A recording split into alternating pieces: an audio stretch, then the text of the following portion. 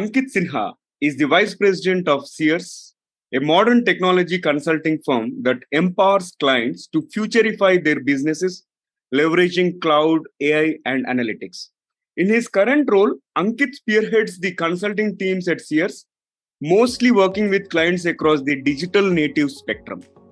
As the Vice President, he has closely helped develop the cloud, big data, and applied AI practice. And most startups are on bold, ambitious missions.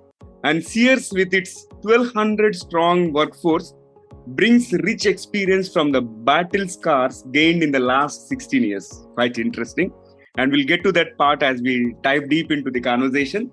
And he is passionate about his work and strives to keep innovating, delivering intelligent, impactful, and futuristic business outcomes to help the organizations futurify. Armed with a bachelor's degree from IIT Madras and an MBA from IIM Lucknow, Ankit has achieved several milestones throughout his prolific career. Ankit has worked across renowned organizations like Paytm, where he was the vice president and helped streamlining the tech offerings for Paytm that would diversify the core financial services business. Also at Google Cloud, he was the regional business lead and the national channel head working with customers on Search Appliance, Google Apps, Google Maps, Chrome, and Android for Work, Cloud Platform, and many more. During his leisure, he enjoys playing chess online and is a bit frustrated that his rankings have not moved up despite hours of efforts. Soon you will get there, Ankit. And currently he is residing in Gurgaon, India, along with his family, and he truly believes that simplicity is the ultimate sophistication and wants to implement that mantra in all walks of life. Very interesting and inspiring profile, isn't it? So let's chat with Ankit Sinha on futurifying the businesses in today's episode. This is the Guiding Voice podcast series, the Guiding Voice for a better future. Friends, I'm your host Navin Samala, just a fellow IT professional, but a passionate learner on a mission to shape the careers and lives of millions across the globe. Through the Guiding Voice, we drive conversations that matter, conversations that add value to your life and to your career. And seasoned leaders across the globe share their knowledge and wisdom on our platform so that our audience will acquire more knowledge by tuning into the Guiding Voice per every minute than any other podcast in this space. Thank you so much for joining me. And I am extremely pleased to have Ankit part of today's show. Ankit, hearty welcome to the Guiding Voice. Super excited to talk to you. Naveen, thank you so much. That was an excellent introduction, and I would really enjoy this conversation. So thanks for having me here. Looking forward to it. Yeah, absolutely. Let's get started, Ankit. And one common thing, right? We both are GE alumni. Okay. And so probably let's kickstart with your career journey, right from GE, IBM, SAP, Google, Paytm, and Sears. How did it evolve? Like maybe you can share some major milestones throughout this journey. Sure. So there's often the saying in the Indian Twitter feeds that you initially become an engineer in India and then you start to figure out what you really want to do in life. And that was perhaps my journey as well. GE did happen to be my first professional environment, and it was fantastic to see how large organizations play. Probably that time, GE globally had 5-6 lakh employees worldwide. So connecting the dots back, I would just say that what I've been consciously trying to do is to land myself in environments which are progressively slightly smaller from the previous ones. And hence with that, I could find my space to deliver a little more impact. IBM was the first job. SAP, I spent a lot of time, and that kind of became a university for me. The internet boom came around 2010, 2011 in India, and I happened to be part of Google at that point of time, which was driving Android, Chrome, Gmail, and a lot of these things which were coming into India for the first time in a big way, and that is the exciting part of the phase there. I went to Paytm, absolutely crazy energy and so much innovation that can happen with a small group of people in India. And with all those experiences, then I just decided to come back into Sears, which was a little familiar place for me, and we were on a major global expansion spree. it's been exciting. I've made a few changes, and with each of those options that one learns there, it has been really, really exciting. Yeah. What is one unique thing that I have noticed is people generally aspire to join bigger organizations or start their own, but you have chosen to selectively to think about something which is smaller than your previous organization. That's quite a fascinating aspect. And now I have another important question, which I am super curious, and I ask this question to almost all my guests. Sure. Like, what are top three things that have helped you to be successful in your professional journey so far? Okay, that's an interesting one. So there have been lots of important pieces of advice that you kind of pick from people. Some tend to stick longer than others. One of those things which I consciously try to do is I try to stay young mentally, which is to say that I would like to stay connected with the youth because that's clearly the future. So things that the younger professionals would talk about are definitely the things that would determine the future. So that's one of those things which I would say I've always consciously tried to see what are the upcoming trends. This is closely linked to the fact that I am a curious person by default, so I would obviously be curious. The second thing, the three, huh? The second thing is that I'm not easily satisfied with processes and operations, which means that I am 100. I mean, probably this comes from G Six Sigma training. There can always be improvements. During my early days, I used to realize that, oh God, there is so much of, you can add beauty into processes if you kind of continue to work hard on them, and you can always refine and improve them.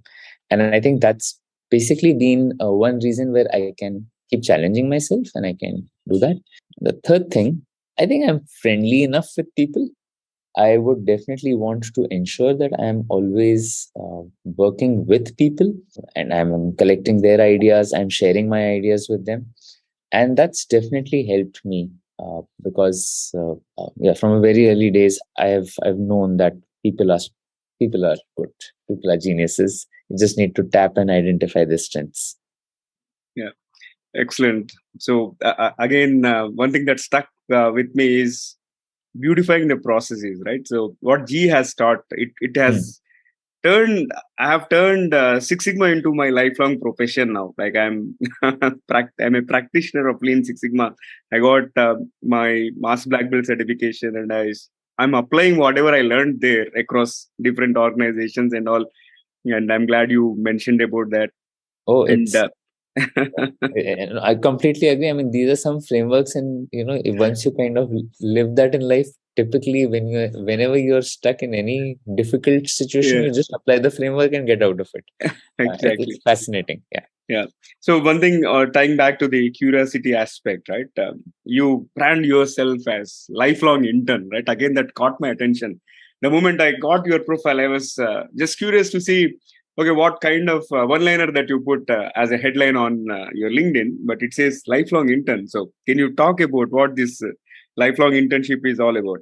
If you want the real truth, it is basically some kind of trolling that is happening on the internet, and that's the reason why it's there. So uh, a lot of your listeners might have heard of Rahul Subramaniam, and he's a stand-up comic artist, and he had placed a joke on LinkedIn a video sometime back saying that Ankit is such an intern name, and everybody had a hearty laugh, and all the Ankits of the internet obviously started fighting with all the Rahuls on the internet, and then obviously I like the guy. I think he's really funny, and it kind of resonated with me because, as I said, I've always wanted to be in that learning phase, and that lifelong intern just I just picked it up from there.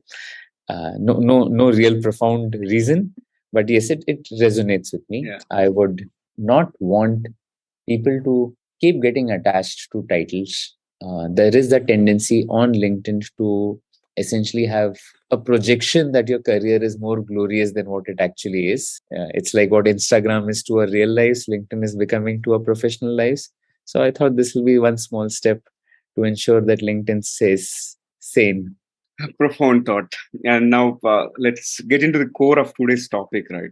Yeah, About futurification of the businesses, sure. right? So, what in your opinion, is futurification of businesses? Because if we take a look at the last decade, right, there is Yeah. huge transformation that has happened, and especially Yes.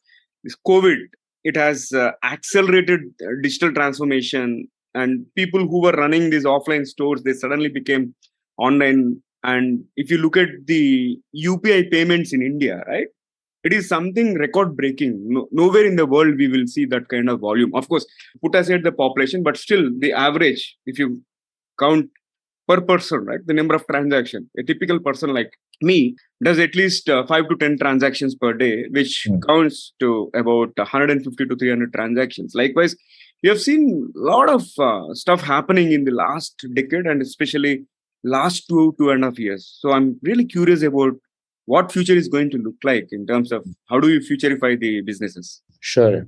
So I'll give you my perspective around how things have basically been evolving, and I'll give the concept of a launch and a landing. There are always lots of innovation, new technologies always on the horizon. There are lots of interesting things that the world does. There are lots of people who write blogs around it, lots of people who discuss it. In our world, when we are working with businesses, we used to see this tendency. A lot of people would try to have proof of concepts running to see that, okay, what do their management believe and would like to invest in. All those things were launches. What has started to accelerate is that things are actually landing, things are actually now getting impactful. So because I guess that the world is a little more impatient now, technology life cycles are shorter, which means that if technology becomes practical and usable and acceptable, then it stays. Otherwise, bad ideas or let's say incomplete ideas get weeded out completely. Doing remote meetings has been happening since God knows forever. So it's not that video meeting got invented during COVID, but video meeting really landed during the COVID cycle.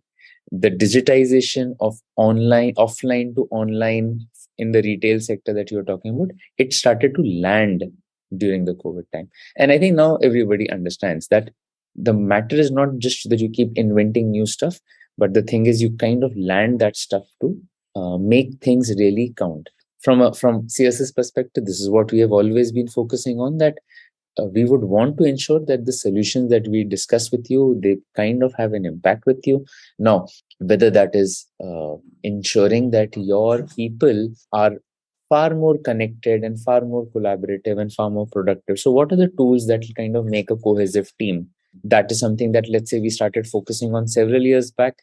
That was the initial stages of futurification, that it's not about individual productivity, but a group productivity that we wanted to focus on. After that, what we started to say is, okay, you have got these applications, you've got these systems, you've got these tools which are quite archaic, and let's see how do we modernize them so that tools and systems and technology is working for people, not the other way around. In many companies, we used to go and we used to know that people are working to just keep the systems running. The systems are not really helping the company, whether it be retail, whether it be finance, whether it be travel, transportation, logistics, whether it be media. Every sector is now being challenged by the digital native companies, and we learn so much working with these thousands of digital native companies, and then a lot of those lessons can be crystallized and can actually help the whole industry go forward. Can give lots of examples, but I think that should do for now. It makes absolute sense. And moving forward, like I'm also curious about the technology trends, right? Metaverse has been a buzzword in 2021 Sure. and early 2022 as well. But off Mm. late, like for the last 2-3 quarters, there is a slight downfall in the trend, right? And likewise, virtual reality. And the other day, I was looking at digital ecosystem, how what are kind of trends that we are going to expect in the next 3 to 5 years and all, right? Sure. So there are certain things which are not so clear, right? So based on your assessment, what trends can we anticipate in the technologies? Certainly. So in the near term, what we are definitely hugely investing our time and energy is largely saying that, as people begin to adopt the power of cloud computing, where you get quite a few resources available on demand, you basically are able to keep the costs under your control. And thirdly, also getting a lot of library, algorithms, services, managed services all baked in. So what we are definitely seeing in terms of application of this cloud technology that's kind of becoming all pervasive is on the analytics and the applied AI side. I use the word applied AI because what we are really seeing is that finally people are picking up those use cases that matter. So, to give you an example, we worked with a leading insurance company that tried to create a chatbot. And we quickly realized after a few rounds of iterations that people, when they are angry and when they needed support, perhaps the chatbots were not living up to the expectation at that point of time. But motor vehicle insurance sales, the process could definitely be something that the outward process of sales could be run by the chatbot, right? Because I mean, anybody who's renewed their two-wheeler or four-wheeler, it's a simple process. What we found out that within 1 month, the bot had become the number one sales agent. It knew all the policies. It did not make mistakes. It did not tire. It did not get frustrated. It did not irritate. Everything was configurable for the outbound chatbot. And the inbound chatbot is probably what people have been experimenting with, and that's not cutting the levels there. So again, this kind of connects back to the whole landing piece. But yes, applied AI, especially on the cognitive intelligence piece, that's something that is working. Worked with another matrimony site recently. They take 3 days, 15 people scan through the photographs that people upload. I don't know, in my time, people used to probably upload Shah Rukh Khan's photograph and Katrina Kaif's photograph as their profile. So, you need to weed out, and, those profiles are not to be entertained on the platform. And now you have simple searches available to ensure that there are enough signals to say which photographs are real and which are fake. So people are obviously taking cognitive intelligence, applying it there. This obviously happens only when a lot of the big data platforms are kind of set right. We are investing a lot of our time in getting this strategy right for every company. Excellent. I love the chatbot example. It is not like one size fits all. We have to really go through one iteration and see if it is going to work. And I love that example. And let's move ahead and talk about the business landscape. And we are seeing startups, right? Especially engineering grads or the undergrads, I would say, like they are venturing into technology space and coming up with a lot of innovative ideas and Yes. coming up with their own tech startups and all. So, Yes. what will be your advice to the tech startup? Somebody who wants to start now, who may be listening, somebody might be an engineering grad or somebody who's pursuing masters in computer applications or whatever. I think the Indian startup ecosystem is so matured. It's not like those early days where people would be scared and humble and they would not know how to run businesses. I think the exposure that the children get today is great, right from probably their hostel rooms when they are sitting together with their friends, coming up with new ideas. And so I don't know if they really need more advice, but yes, good ideas typically tend to win. That's what I'll say. So as long as there is a purpose behind why somebody is starting up, as long as that purpose is something that is strong, it resonates. I think it's a very, very good time in India to kind of ensure that people get started and build something. Several of us have traveled outside, and then when you're in a very developed market, you kind of realize that they don't have too many opportunities to innovate further. You're in a nice, rich, little European village, and you realize people do not have problems. So, what would you innovate on? India and developing countries on the other side, you will get 10 startup ideas every day. So, just find that purpose and pick one of them because it's going to be a long, difficult journey. Now, I've worked with a few startup founders very, very closely. It's not the destination. It's a journey. You need to be able to last all kinds of winters. Find a problem, and most importantly, find a purpose why you are doing it. Awesome. All right. So, Ankit, great conversation so far. And let's talk about your current organization. I'm curious about the name. What is the meaning of the name Searce? So very few people know this, but Searce is actually an English word.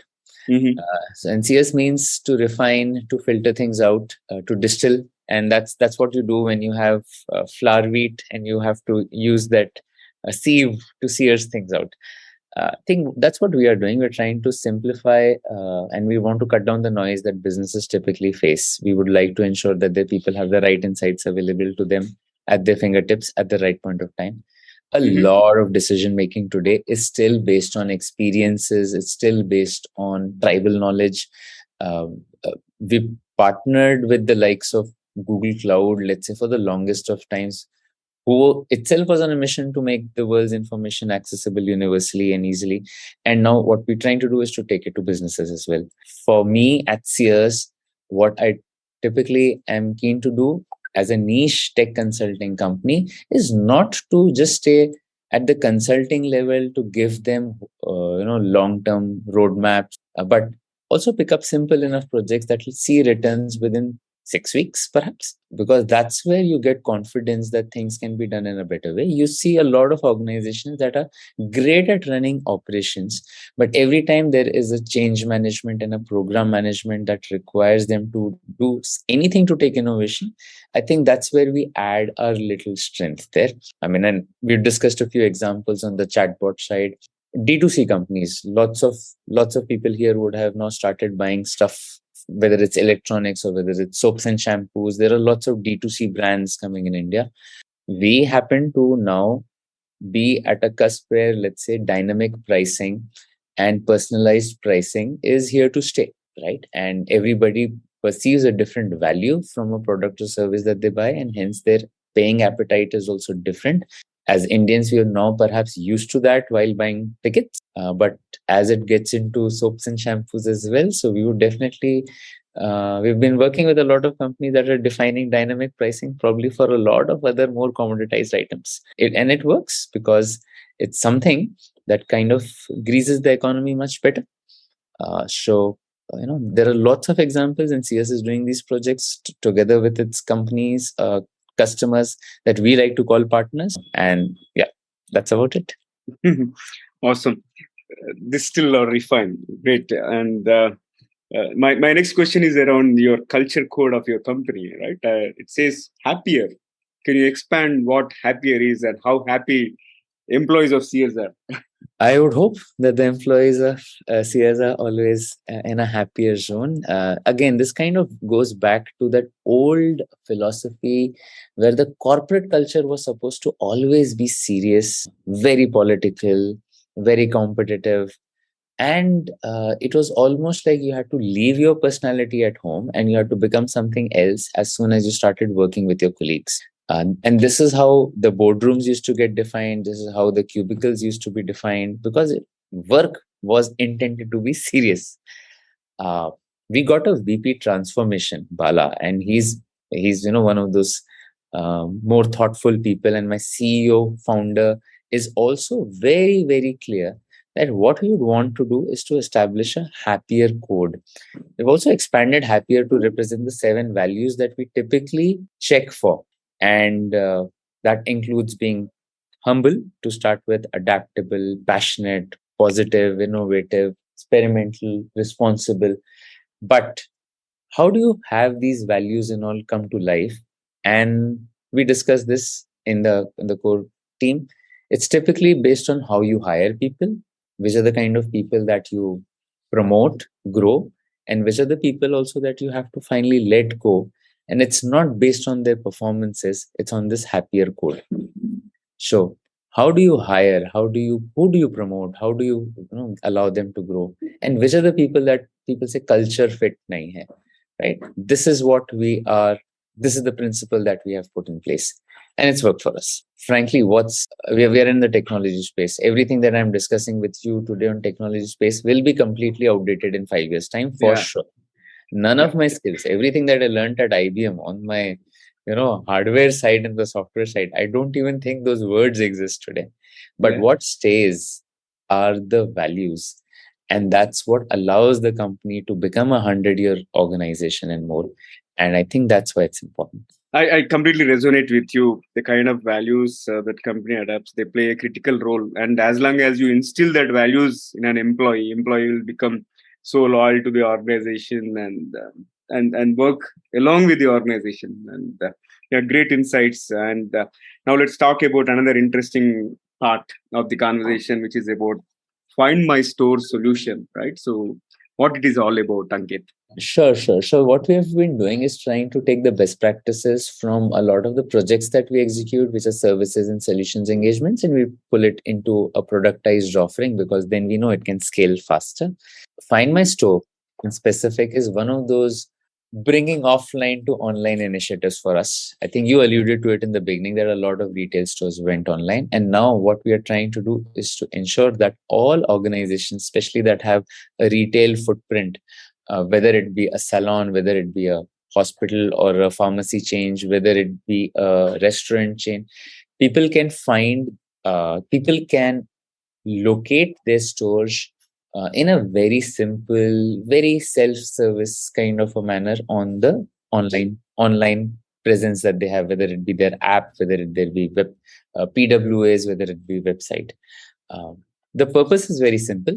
That at this point of time, a lot of the zeroth moment for a customer when they are discovering things that's happening online, but probably a lot of purchases, a lot of actual experiential will still happen on stores, in stores. Sure, from the zeroth moment when I'm kind of searching and discovering and I'm trying to understand from your website what your company really does and how good your salon is and how good your restaurant is, to the final experience which will be in person, we want to connect that journey. Find My Store is actually an attempt to that. It's a multi-year journey for us where we'll continue to define and refine the solution. Well, seems to be an interesting aspect, and good luck. I'm sure you guys are going to rock. And sure. I mean, there are millions and millions of businesses in India that would still not be as digitized as their own entrepreneurs would want them to be. So definitely a big opportunity. Yeah. All right. So great conversation so far, Ankit, but let's lighten up the mood of our audience. And I'm going to kick off a quick rapid fire round with your consent. Oh God. So you'll lighten up the mood of your audience at my cost. Exactly. But yeah. I am most nervous about this section. By the way, if I can already tell you, I don't know why hosts of podcasts like to do this to their guests. Right. So I assure you that you won't be put on spot and these questions. And again, just to get to know the other side of our guest. And with that, let me fire the first bullet. Can you tell the best dream in your life so far? I used to dream more when I was a kid. And that time, all I wanted to do was to play cricket for India. And I had this dream that I'm watching a match and some player gets injured and I'm suddenly called to bat and I score runs and get the India team to win. I've not had a better dream. Now this dream is not a current dream, it's an old dream, but it's my best dream. See, this is the beauty of rapid fire, Ankit. We would have not gotten an opportunity to know about your... I'm feeling bad that I don't have like more relevant dreams these days. But yeah.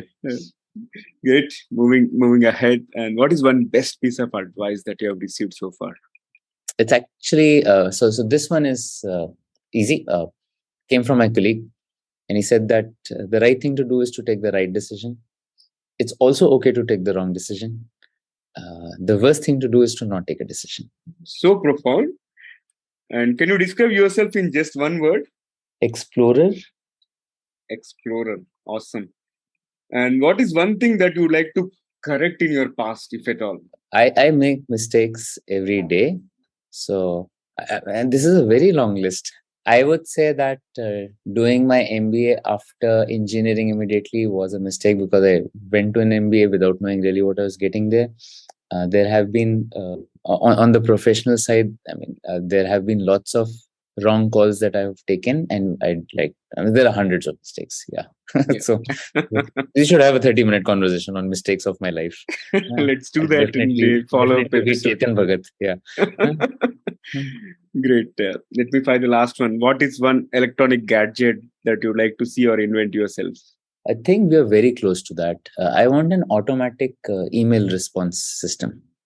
I would like to have our emails chat with each other and finish off and clear up all my emails. I would really want digital assistants to come to work.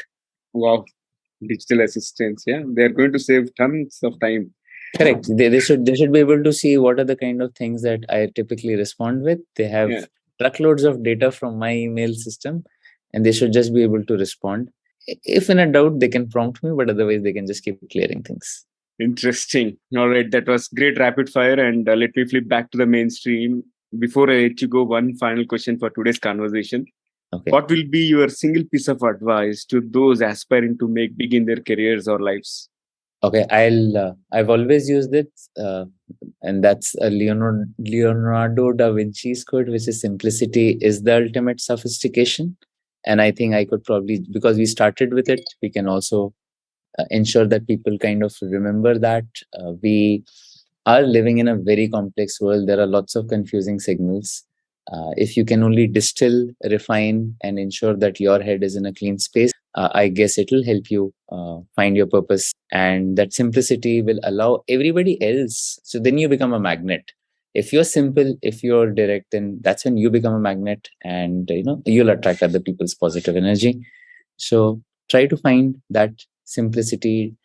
Don't fall for jargon for things. I'm sorry if I use the word artificial intelligence unnecessarily out of place, but our host here prompted me to respond to the Web3 crypto thing. But yeah, keep it simple and it'll work. Thank you.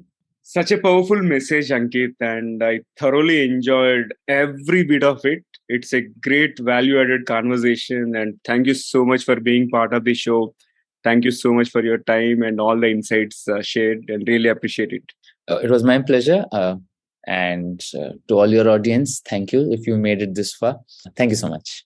All right. So pleasure to host Ankit. And folks, before we move into the trivia section, here is a request to you. In case if you haven't subscribed to us, please subscribe from the app where you have tuned in from. Also, if you have enjoyed this conversation and found the episode useful, request you to share with at least 3 of your friends or colleagues who can benefit from the guiding voice. Thank you so much in advance.